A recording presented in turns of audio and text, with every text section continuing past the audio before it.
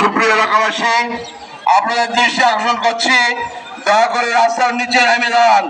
আপনারা সকলের নেতাকে দেখতে পাবেন। আপনাদের উঁকিঝুঁকি মারার দরকার নেই।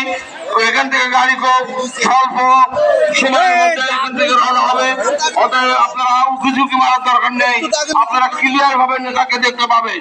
এই জন্য আপনাদের উদ্যোক্ত আহ্বান জানাচ্ছি, রাস্তার উপরে যারা সুশৃঙ্খল ভাবে দাঁড়িয়ে আছেন তাদের দৃষ্টি আকর্ষণ করছি, উঁকিঝুঁকি মারার কোনো দরকার নাই। এখান থেকে স্লোভাবে যাবেন নেতা, আপনারা সকলেই তাকে দেখতে পাবেন। এই কারণে রাস্তার উপরে ওঠার দরকার নাই।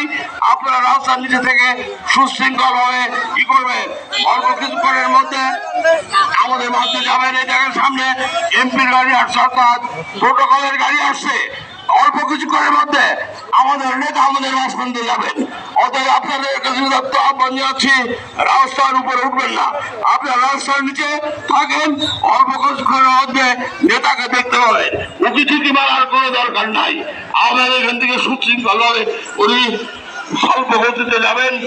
হাত নেড়ে আপনাদেরকে অভিনন্দন জানাবেন।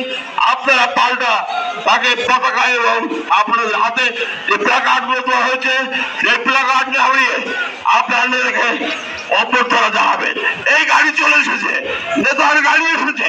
আপনারা দয়া করে রাস্তার উপরে উঠবেন না। হাত ধরে নেতাকে অভিনন্দন জানান।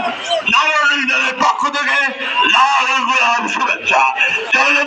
তারেক রহমানকে নবনির্বাচনের পক্ষ থেকে লাল গোলাপ শুভেচ্ছা। তারেক রহমানকে লাল গোলাপ শুভেচ্ছা এবং অভিনন্দন।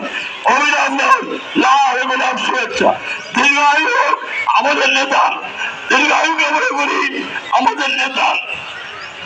সাথীয় বন্ধুরা, ইতিমধ্যে আপনারা দেখছেন আপনাদের মাঝে আমাদের নেতা সুশৃঙ্খলভাবে গাড়ির বহর শেষ আপনারা